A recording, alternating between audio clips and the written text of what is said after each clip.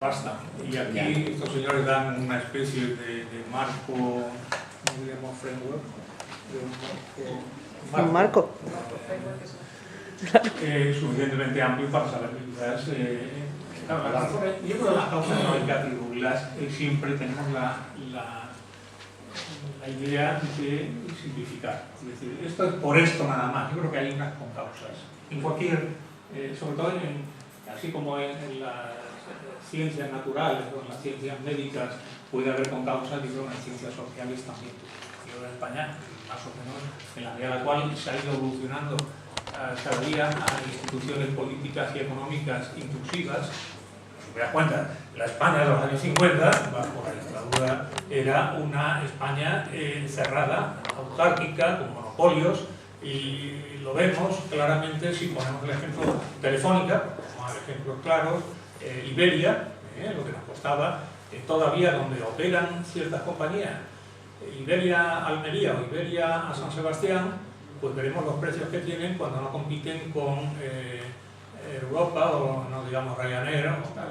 Yo creo que se ha producido un proceso bastante similar en España en los últimos 50 o 60 años. Hemos pasado de instituciones políticas extractivas y lo que pasa es que España ahí sí se produjo, lo mismo que he mencionado de China, una apertura económica anterior a la apertura política. Y ya con al final de los años, el plan de estabilización del año 59 y sobre todo en los años 60, ya hubo una apertura económica que fue lo que en algún sentido, aparte de que los políticos fuesen muy buenos los de entonces y ahora muy malos, pues porque había un nivel de vida razonablemente alto en España gracias a la apertura de España al exterior. Creo que eso se explica ahora. Probablemente hay todavía unas desigualdades muy grandes. ¿Es por los políticos? Parte será por los políticos y parte porque históricamente han partido de unas bases más bajas, como actualmente en la Alemania oriental, por así decirlo, lo que era la antigua Alemania, están bastante por debajo de la Alemania federal y ya llevan 26 años, no, 25 años ya, este año ya 26, con instituciones políticas inclusivas. Yo, si me permitís, para que nos hagamos una idea, en Andalucía el tren era de carbón y de chimenea hasta los años 60 y tantos, mientras de Peñaperros para arriba era eléctrico.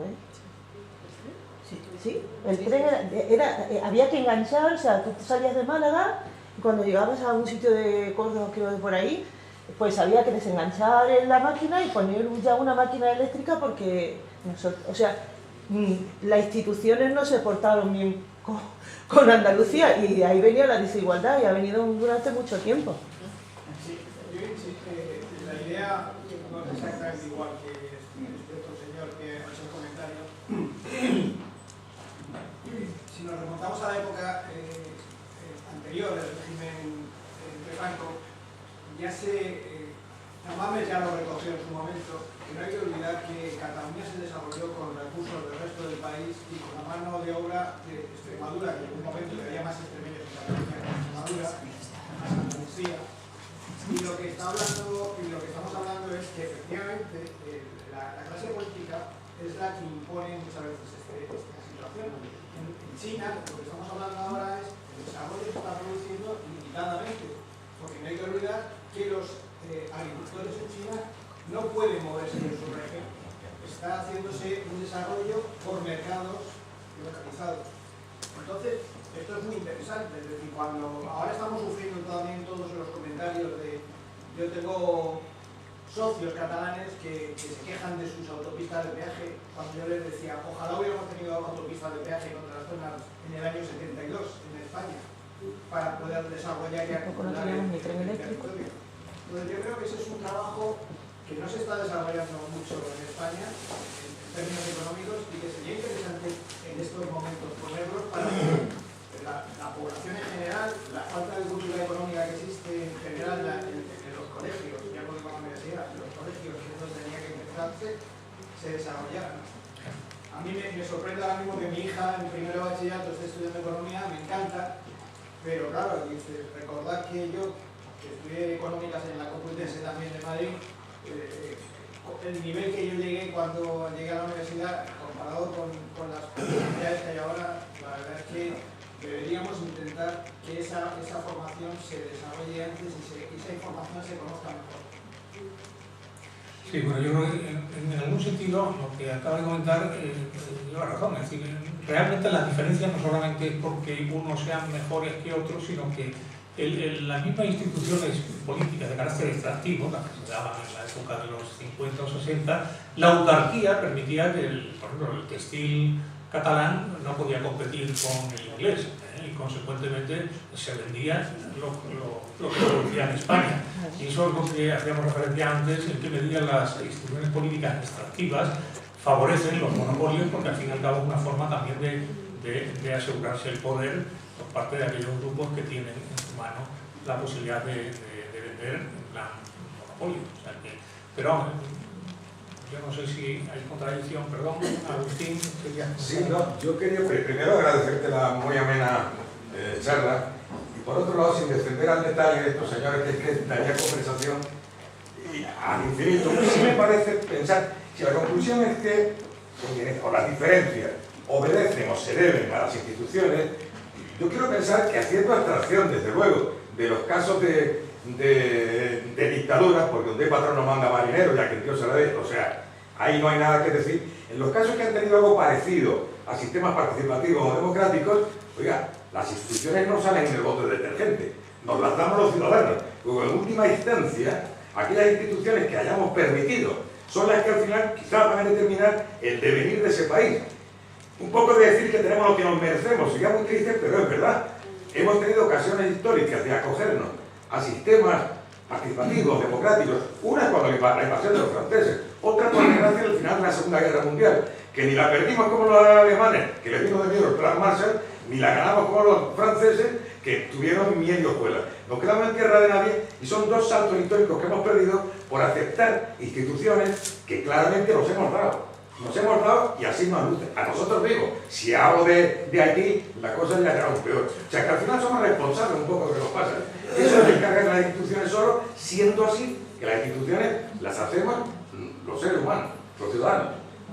Sí, no, por eso yo en la presentación, perdón, un segundo, nada más a comentarle a Agustín, estoy totalmente de acuerdo y no sé si recordarán que en la presentación decía que aunque somos conscientes todos de esta desigualdad que existe en el mundo y dentro de los países y dentro de una ciudad, que sin embargo yo creo que es bueno que en un foro como este no nos quedemos solamente en ese primer nivel. Sabemos que hay desigualdad, sí, pero vamos, reflexionemos.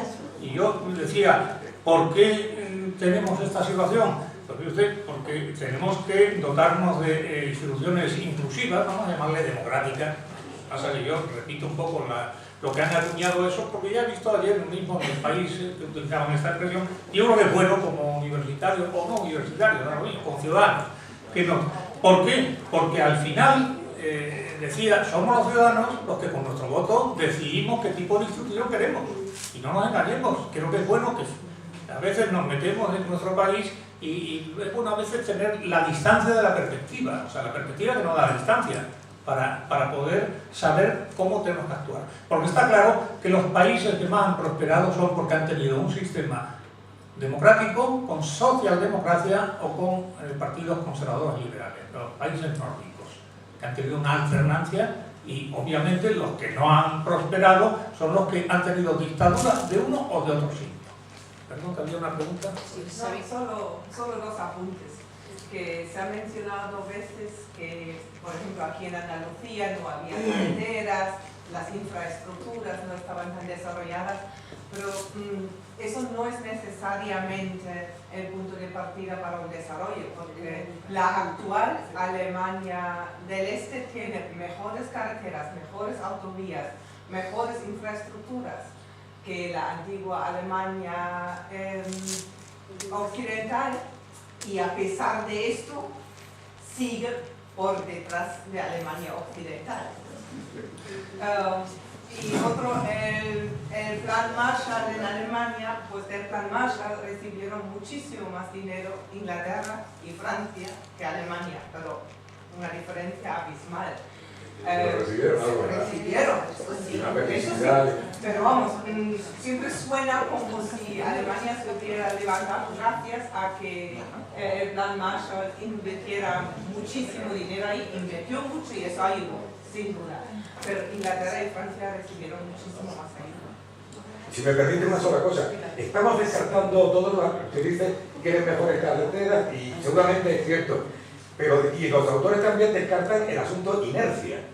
El hecho es que los indicadores se van acercando los dos a Alemania, pero hay una inercia que pesa enormemente. El punto de partida no es el mismo. Estamos midiendo a fecha de hoy, pero usted empezó a correr hace un cuarto de hora y a mí me acaban de dar la salida. O sea, ocurre en Alemania, ocurre en cualquiera de las comparativas que ha exhibido. Hay un factor inercia que descarta el autor, el maximalista. Esta es la fotografía del momento sin tener en cuenta aquella cosa. No, pero Alemania no son los autores, Agustín. En Alemania es el informe del gobierno alemán que ha presentado en el último trimestre del 2015, en octubre, noviembre, y claro, no se limita a ver las causas, sino simplemente a manifestar qué es lo que hay ahora y cómo se ha ido evolucionando. Estamos de acuerdo que gracias, pero al punto de partida es distinto porque las instituciones políticas que habían en una y en otra Alemania eran también distintas. Entonces, aquí al final lo que se trata, la tesis que ellos tratan de convertir, o la hipótesis, mejor dicho, que tratan de convertir en tesis, entre la contrastación empírica de lo que ha pasado en distintos países del mundo, es por qué en unos países se ha llegado a ese punto de partida, porque claro, Alemania antes del año 49 era la misma Alemania, y sin embargo del 49 hasta el año 89, que cae el muro de Berlín, es donde se produce la divergencia en cuanto a indicadores tanto económicos como sociales, que tiene, sociosanitarios, socioculturales, que tiene una y otra Alemania. Claro, yo creo que la idea, efectivamente, en relación con lo que usted dice, es que tratamos a veces de simplificar creyendo que hay una sola causa explicativa de... Claro, siempre hay causas que confluyen, la inercia, el punto de partida, pero al final volvemos a la tesis principal. Las distintas instituciones que rijan en un país son las que van a condicionar la situación económica de ese país, y eso está registrado. Pues ahora tenemos una coyuntura en España muy positiva, muy realista o muy negativa. Entonces vamos a ver qué hacemos todos para que España no se convierta en la Alemania del Este. A ver qué Ojalá hacemos se convierta en la todos. Ya, bueno, yo personalmente, no sé si presidente, Para que España no se convierta en la Alemania del Este. no, yo creo que es... Ahora es el momento. Lo que pasa es que creo que ese no es el foro, no creo que es el foro para esta afirmación. Digo que creo que no es el foro para esta afirmación. ¿Cómo sé que? Creo que no es el foro para esta afirmación. Hablamos para eso. Llevo ahora hablando de por qué fracasan los países. ¿Alguna otra pregunta al gobierno? Porque ahora es el momento que tenemos que hacer bien la selección. Muy bien, Muchas muchas gracias, señora. Yo creo que le hemos entendido perfectamente. Muchas gracias. Ha sido usted muy amable. Yo A creo ver, que... yo le hablo al señor que haga Sí. la conferencia. mire, Ahora es el momento que nosotros tenemos que sacar un gobierno que nos gobierne bien. Entonces está en nuestras manos. No trabajamos para que España no se convierta en la Alemania del Este. Ya, pero únicamente, yo creo que la reflexión está lanzada. Ahora ya es un tema muy individual que cada uno Claro, tiene pero hay que que buscar. aprovecharlo. Sí, pero yo no soy de ningún partido y no vengo aquí a propugnar un gobierno u otro, como pueden entender. A ver, la señora... No, únicamente era que ese tema de las diferencias también de unos países y otros y de norte, sur en general, no me ciño a ningún país en especial, está y que no se ha hecho mucha mención porque parece que tiene poca relación con la cualificación de la población o de la riqueza o de las instituciones. Y es algo que para mí es fundamental para sacar un país adelante. Y es la formación y la educación de sus ciudadanos.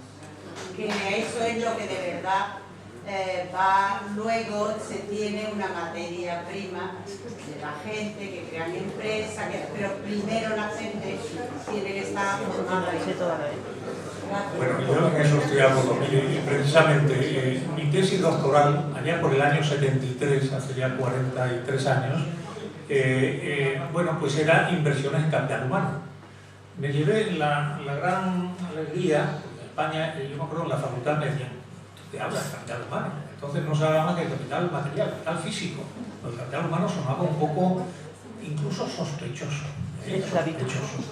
Y me da la satisfacción de que en este libro, el que mañana lo vaya a comprar o tiene interés en leerlo, escriben 6 premios Nobel de Economía. Y uno de ellos, el del año 92, Gary Becker, precisamente lo ganó por sus trabajos en capital humano. No quiere decir que él incorporase, yo copié mucho de Gary Becker, porque ya estaba trabajando en el año 73. Lo que pasa es que tardaron tiempo en darle la razón hasta que quizás vieron mi tesis doctoral los académicos de Suecia y dijeron, este hombre ha acertado que lo importante en un país es el capital humano. Porque por mucho capital físico, y el ejemplo lo poníamos, países con unos recursos naturales enormes, no tienen, por ejemplo, el ejemplo de Botswana, aunque Botswana tiene otras connotaciones para los españoles, por eso del elefante, pero es un ejemplo comparando con Sierra Leona, dos países que descubren en los años 70 el diamante. Y ese diamante, que además lo comercializan todos a través de una empresa que sería, supongo, de Amberes o de tal, una empresa más de Beers, uno lo dedican a hacer escuelas, capital humano, infraestructura, capital físico, pero a ver si no hay una buena infraestructura, y yo que conozco Sudán del Sur, como mi amigo José María, donde allí la autopista que va de la capital a la misión donde vamos es un camino de tierra que cuando caen 4 gotas allí no puede ir nadie. Y en cambio, los de Sierra Leona pues lo dedicaron, ya lo pone de manifiesto esa película que veíamos algunos, de Diamantes de Sangre, pues para unos grupos de gente que se aprovechan de los pobres que sacan diamantes. Entonces yo creo que ahí radica precisamente, si yo formo capital humano. El caso de Costa Rica, antes dábamos el ejemplo de Costa Rica con una renta muy elevada respecto a Costa Rica y Panamá, respecto a Honduras, Nicaragua, etc. ¿Por qué? Porque Costa Rica es el primer país latinoamericano en cuanto a dedicación a la educación en renta per cápita. No tiene ejército, por ejemplo. No es que yo preconice que no haya ejército, ni mucho menos. Y además el anterior conferenciante, gran amigo que estuvo aquí, lo presenté yo, que es el teniente coronel Jesús Díez. Pero bueno, se pone como ejemplo paradigmático Costa Rica en Centroamérica. Y afortunadamente, gracias a su dedicación al tema de capital humano de educación, pues tiene una renta per cápita que es 8 o 10 veces más alta que la de sus vecinos, Nicaragua, El Salvador, etc. O sea que comparto totalmente. Bueno, una última pregunta y ya cerramos. Pregunta. Yo se puedo decir 3 cosas muy cortas y contar un chiste. Qué bien. Pues oye, pues tú mismo cierras el acto. Antes de eso voy a dar las gracias a todos por haber venido. Pero yo quería también decir pero bueno, a ver, hay tiempo para dos preguntas. ¿Te vas a extender, Antonio? Ya eso es cortísimo, pero... Bueno, vale, entonces Antonio y terminamos. Si él va a cerrar con el chiste, mejor que se ve.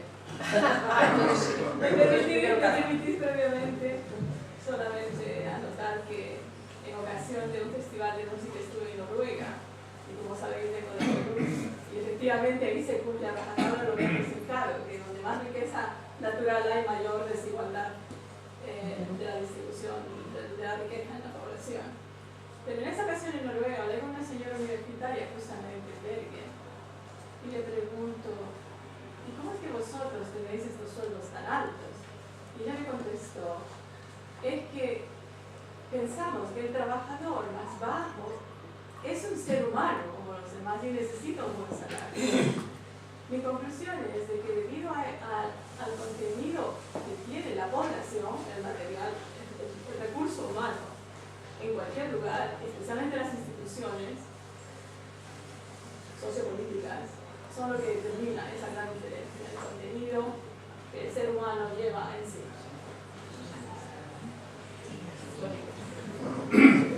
Yo he visto que los países más desarrollados, de mayor renta per cápita, están dentro de un sistema cultural, que es el de nuestra cultura occidental, greco-romano, judeo-cristiano, una parte. Segundo, países que tienen un sistema político de democracia liberal y un sistema económico, la economía social de mercado. En cuanto a lo del País Vasco y Cataluña, no hace mucho leí una cosa de un viajero francés de hace 100 y pico años que decía: no entiendo a los españoles, especialmente a Andaluz y Tremendo. Mandan el algodón de Sevilla a Cataluña, allí lo elaboran y luego se lo compran 3 veces más caro que lo podían comprar en Francia. Y el chiste, yo he estado trabajando en Berlín y vi los tiempos aquellos. Lo que es la democracia liberal es la economía del mercado, y esa otra democracia y economía de planificación y llamada democracia popular. Se cuenta que los sindicalistas de la Alemania occidental hacen un viaje no institucional o como se llame, a la Alemania oriental y visitan pues, una fábrica de coches, aquella del automóvil y tal. Oh, esta fábrica, muy bien. ¿Qué coche? No, me gustó bastante bien. ¿Y de quién es esta fábrica? Nuestra, del pueblo. Van ajena y visitan las fábricas de porcelana, no, pero no es más. Preguntan también, y al salir, hay unos cuantos cochecitos en el aparcamiento, y estos coches son de ustedes del pueblo. Y de no, esos son del secretario del partido, del jefe del politburó, etc. ¿No? Visitan la segunda fábrica, la fábrica de Gemas, por ejemplo. Oye, pero no está mal. Sí, sí. ¿Esta fábrica de quién es? Nuestra, del pueblo. Así se llamaba no había sociedad, ¿no? Se llamaba así. Se llamaba Sociedad del Pueblo. Ustedes del pueblo, muy bien. Y salen fuera 3 o 4 coches. Y los coches también de ustedes, del pueblo, del jefe del politburó, del secretario del partido, etc. Bueno, y así, vuelven, y entonces vienen los de la Alemania Oriental, sindicalistas, a la Alemania Federal. Bueno, ven la primera fábrica, ven a Stuttgart, ven la fábrica de Mercedes. La fábrica, allá, que papá.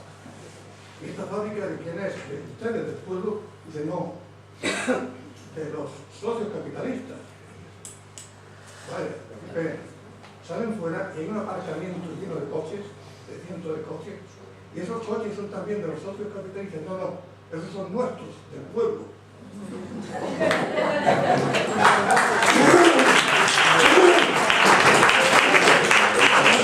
Muy bien, muchas gracias. Buenas noches.